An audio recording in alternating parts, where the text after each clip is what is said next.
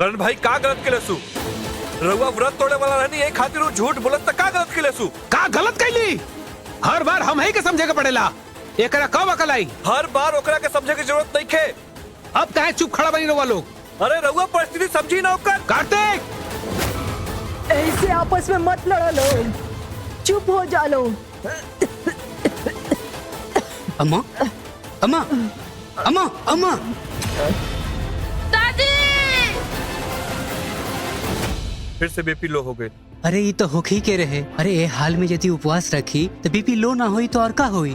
पापा प्लीज, ये एक दूसरे पर इल्जाम लगावे काम हमनी के बाद में भी कर सकेला, लेकिन अगर ये वक्त दादी का ध्यान ना रखल जाए तो इनका तबीयत खराब हो सकेला, इनका जान खतरा में आ सकेला। हमनी के कुछ खियावे के हुई दादी के। तोहरे परिवार में से कौनो अगर अन्न का एको दाना खैलन त ऊ अन्न विष में परिवर्तित हो जाए, जैसे ओ सदस्य के प्राण जायल निश्चित बा। अब का करबू वैष्णवी? ए बुढ़िया के तू खाना खियलू तब वो ये अपन प्राण खो दे, और ना खिलैलू तब भी एक और कुआं बा और दूसर और खाई। अब का चुनबू तू ई बुढ़िया के लिए? निश्चित बा छठी मैया के पुत्र के हाथों ई हत्या निश्चित बा।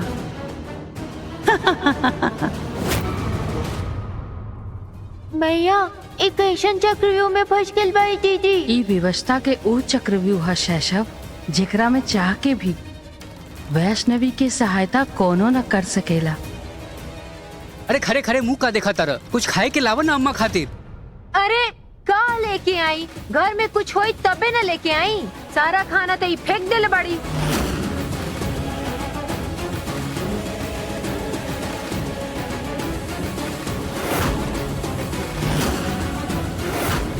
अब हम कहा करी मैया?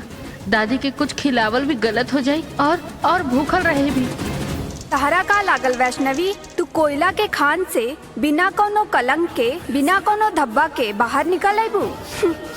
हमरा रहते ऐसा ना होई। कालिक त लागी, वो भी गायत्री के हत्या के। लेकिन मैया ई तो अन्याय है। दीदी कब केहू के बुरा ना चाहली। वो तो बस संतान प्राप्ति के इच्छा कैले रही है। ओकरा खातिर उनका साथे इतना बड़ के छल, ई तो उचित नहीं खे मैया। अगर उनका सत्य ज्ञात रही तो कबो कृतिका माता के सहायता करे खातिर आगे न आई थी। दीदी के साथे छल होता मैया, रहुआ के उनका सहायता करे ही के पड़ी। इस छल के स्थिति के उत्तरदायी भी स्वयं वैष्णवी बाड़ी शैशव। कृतिका माता सही ही कहले बाड़ी। कोयला के खान से कौनो भी बिना कालिक लगौले बाहर ना निकल सकेला।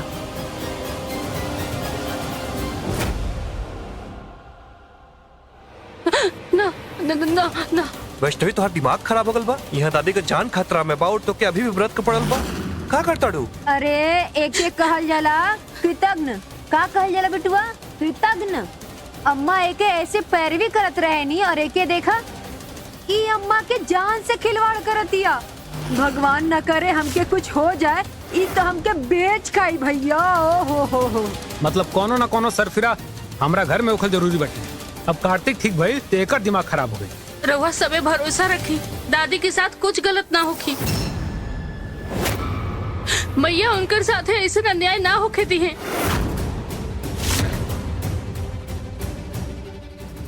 कार्तिक जी, रउआ सबे हमरा तनी समय दी, सब ठीक हो जाए।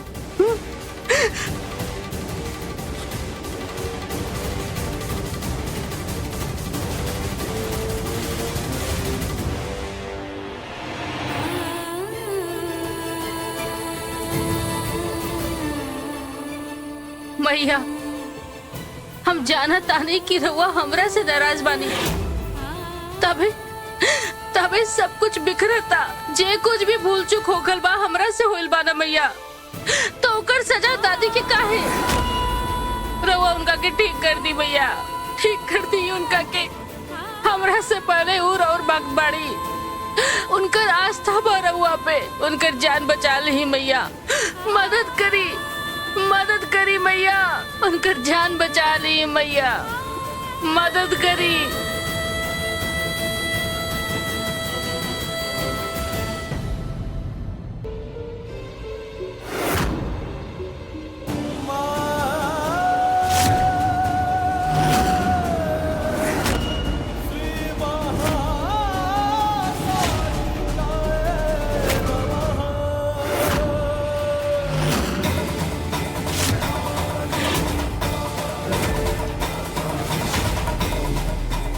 के दादी के ठीक कर ही के पड़ी मैया।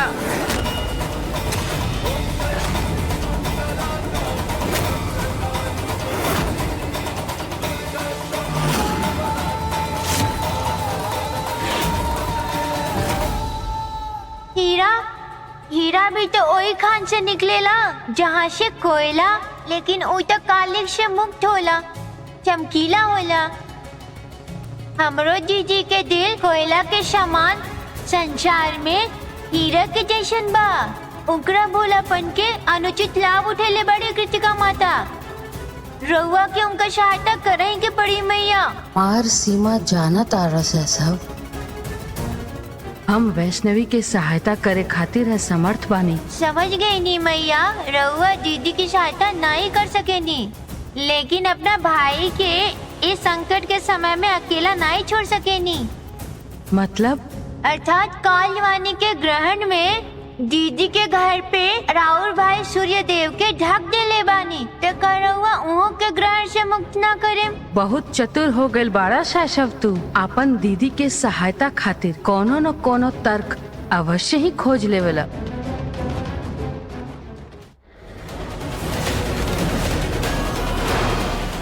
करण भैया, करण भाई, टीना, टीना, अम्मा, दादी, कार्तिक जी।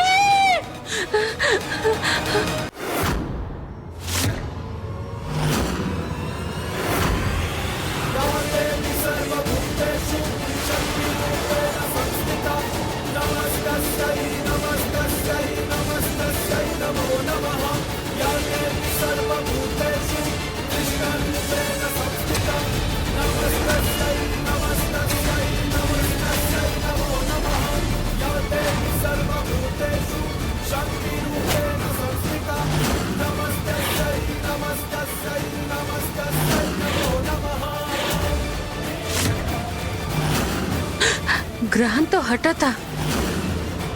जय हो मैया के।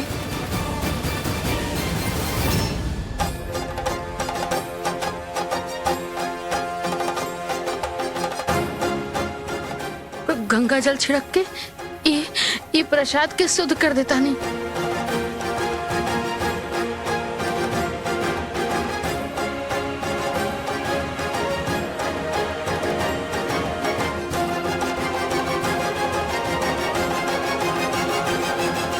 दादी के खिलावे से पहले हम खुद ही खा लेता नहीं। भले ही ग्रहण हट गइल बा, बाकी 24 घंटा तो नहीं के भइल ना।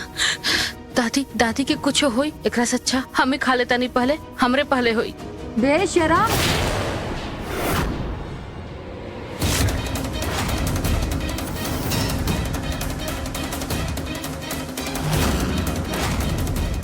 अम्मा यहाँ बीमार पड़ल बनी बिना खाए पिए।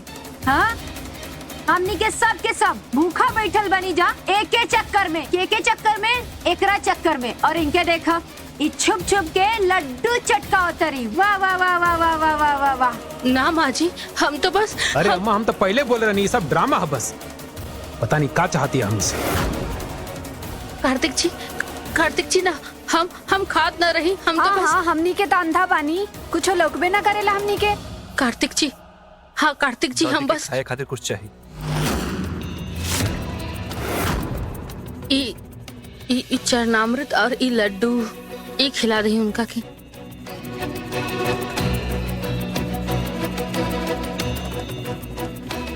चलो जी।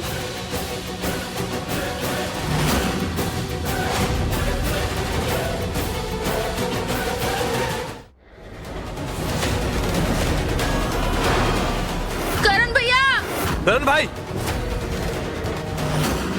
टीना, टीना, अरे अम्मा, दादी, कार्तिक जी।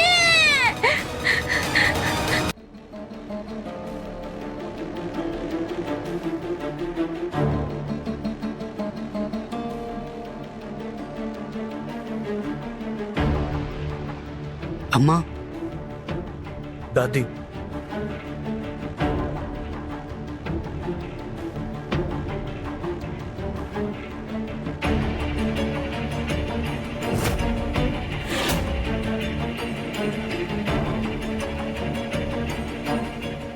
वैष्णवी तोहार व्रत ग्रहण तो खत्म हो गई और ओकरा साथे व्रत भी, बाकी शर्त के मुताबिक हम बता ना सके नहीं।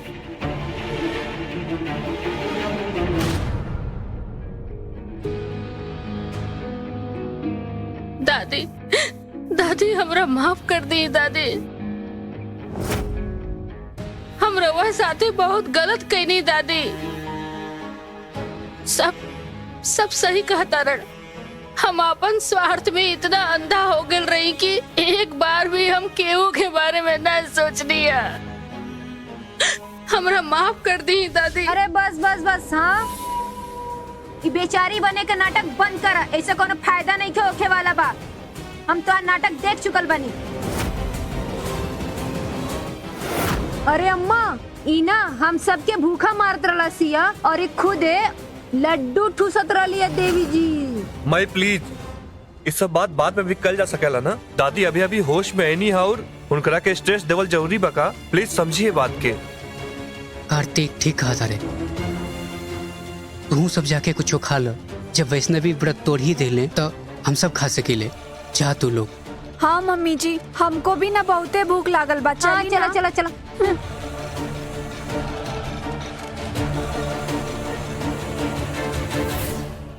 दादी ई खाई रवा। हाला अम्मा। मैया तो ग्रहण टाल दिली है, आखिर कब तक हम अपन स्वार्थ खातिर मैया से मदद मांगत रह ना। हम अपन परिवार के और मुसीबत में न डाल सकेनी। एगो कमी के पूरा करे खातिर बाकी के रिश्ता ना खो सकेनी। षष्ठी हमारे विरुद्ध पुनः षड्यंत्र रचले बाड़ी। वैष्णवी की सहायता करके हमरे मुक्ति के मार्ग में बाधा डालने बानी। समय आए पर हमों से एक प्रतिशोध अवश्य लेब, अवश्य लेब।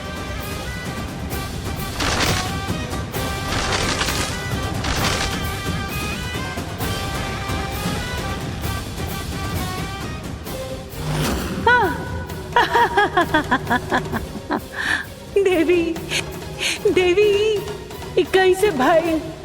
केवल हत्या ही पाप ना होला देवी। घर के बहू अन्नपूर्णा होली। अन्नपूर्णा होखला के बाद भी वो परिवार वाला के भोजन से वंचित रखली। ओकरा स्वार्थ के खातिर एक व्यक्ति के प्राण भी जाए वाला रहला। ई भी ता पाप है।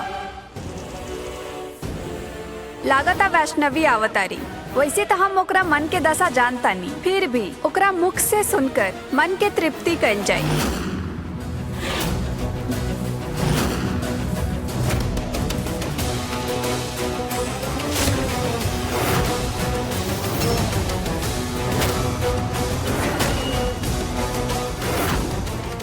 जय छठी मैया।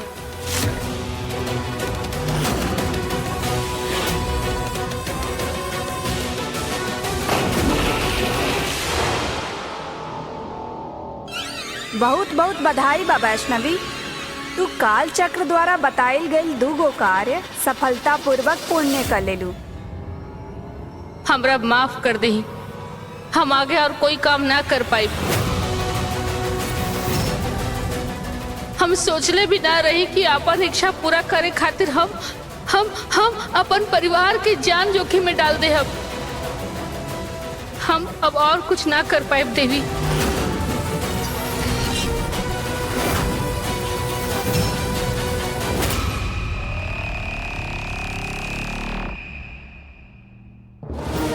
वैष्णवी, हम तार मनोदशा समझ सकता नहीं, किंतु हम तारा के पहले ही चेतावनी देले रहनी कि एक बार कार्य शुरू हो गई फिर ओकरा के बीच में रोके के परिणाम बहुत बुरा हुई। हमरा याद बा देवी, बाकी ज्यादा से ज्यादा का होगी हम मां न बन पाए, बस ना हमरा मंजूर बा। तू ई कार्य के जितना सरल समझा तारू उतना सरल नहीं खे वैष्णवी। हम तारा के पहले भी बतवले रहनी, लेकिन लागता कि तू भूला तारू। चला हम फिर से याद दिला देता नहीं।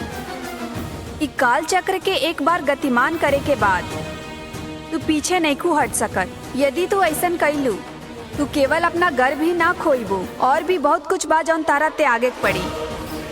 मतलब अर्थात हमके भी बतावा। हम देखावत अनी तारा के।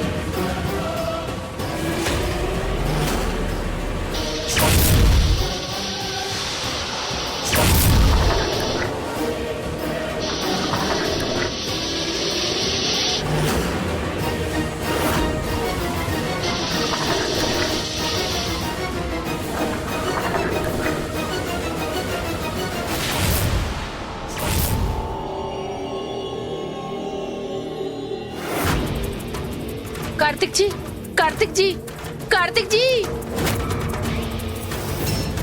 कार्तिक।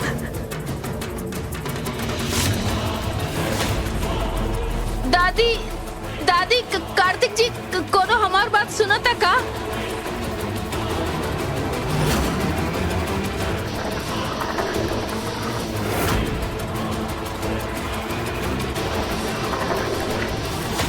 हाँ, ई का हो?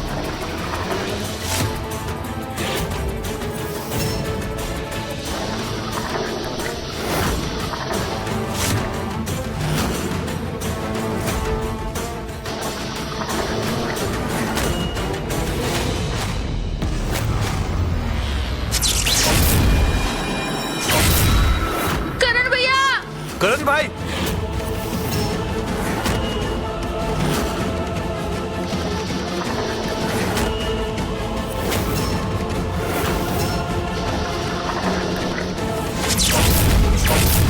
टीना, टीना, ये का होता?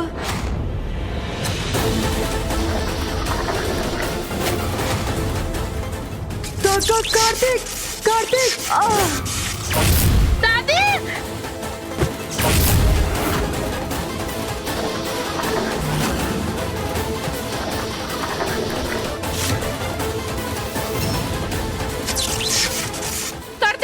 कार्तिक जी वहां से हटी, हटी कार्तिक जी, कार्तिक जी।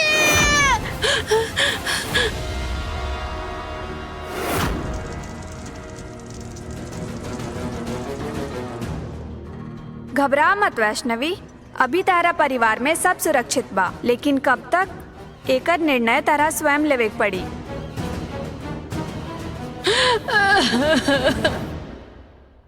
चिंता करे की कोनो आवश्यकता नहीं है वैष्णवी, तारा पर पूर्ण विश्वास बा। आगे के कार्य भी सफलता पूर्वक पूर्ण करबू। तू तो छठी मैया के बिटिया हउनु, छठी मैया के अपन माँ माने लू। फिर कवना बात के भय बा तारा? आधा मार्ग तो तू पार कर चुकल बाड़ी, केवल आधा मार्ग ही शेष बा। शीघ्र ही तारा संतान सुख के प्राप्ति हुई और हमरा अपन बहिन वापस मिल जाई। भयभीत ना हो वैष्णवी, निडरता से अग्रसर हो।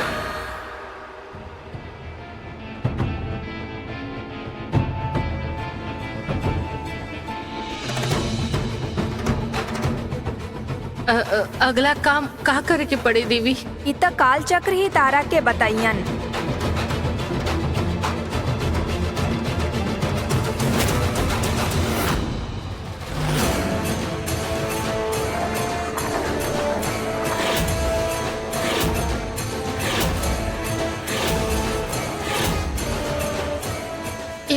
एकर रंग काहे बदलता देवी? काहे कि तू सफलता के अधिक निकट खड़ा बाड़ू। बिटिया छठी मैया के माना तारा जी खुद के, तब देवे के परी सच के साथ तो के। हम कुछ समझनी ना देवी। एमे समझे का बा? तारा उहे करे के बा जौन हमेशा करेलू, सत्य के साथ देवे के बा। सच के साथ दिहल ठीक बा, बाकिर हमरा नहीं खे लागत कि जितना ये आसान दिखत था उतना आसान होगी।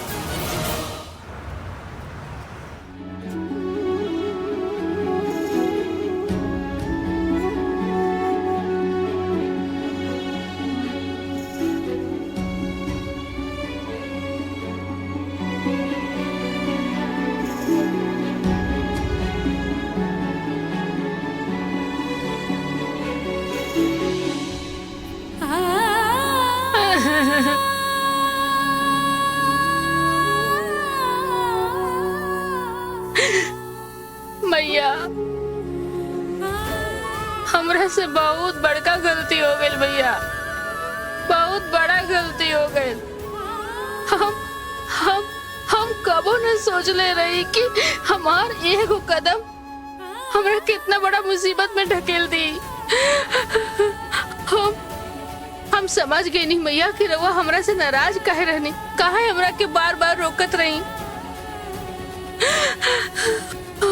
हम इतना स्वार्थी कैसे हो गए नहीं मैया कि हम अपन घर परिवार के बारे में ना सोचत रहे नहीं। बाकिर मैया, अब तो हम कदम उठा चुकल बानी। यहाँ से मोड़ल भी हमरा खातिर मुमकिन नहीं के मैया। हमरा आगे बढ़े की शक्ति दी मैया, शक्ति दी। अपन बच्चा के गलती माफ करके ओकर सहायता करी मैया, सहायता करी। ई कैसन घड़ी आ गइल बा, मैया और उनका बिटिया दोनों दुखी पड़ लो। बच्चा चाहे कितना भी बड़ा भूल काहे न कर ले शैशव, एगो माँ उनका से अधिक समय तक क्रोधित ना रह सकेली। बाकी एगो सत्य ई भी बा, एगो माँ भी एगो बच्चा के उनकर कर्म के फल भोगे से बचा ना सकेले। आज ही टेंडर सिर्फ और सिर्फ करण के कारण मिलल बा। हम तो टेंडर मिले के उम्मीदें छोड़ देले रहली। तो देखिया नाना कह के एकर मुनाफा जो है वो करोड़ों में जाई। हाँ, सब छठी मैया के आशीर्वाद बा, बस ऐसन के बनल रहे। ऐसा मौका बार बार नहीं आवाला बाबूजी। ये लिए हम आज अपने कुछ दोस्तन के और कुछ ऑफिस के लोग के दावत पे बुलाल बनी। वैसे भी कुछ ढंग के खैले नहीं की हम कल से, अब बहुत दिन से दावत भी नहीं के भइल। आज दावत कल जा। अरे हाँ हाँ, काहे नहीं। इतना दिन बाद तो घर में कुछ बढ़िया होता, नहीं तो घर में तो बस मनहूसियत ही पसरा रहला। एमे भी सबसे ज्यादा बुरा तो क्रैच के साथ भइल। बचपन से जानता नहीं इनका के, पहले के तो पता ना, लेकिन जब से हम यहाँ आयल बानी इनका साथ कुछ अच्छा भइल देखला ही नहीं की। और ही नहीं तक का भैया, तुहार और कार्तिक के शादी हो जाए तो ही शायद कार्तिक बिटवा के जिंदगी में कुछ बदलाव आए, नहीं तो पनौती तो ही वैष्णवी ही है।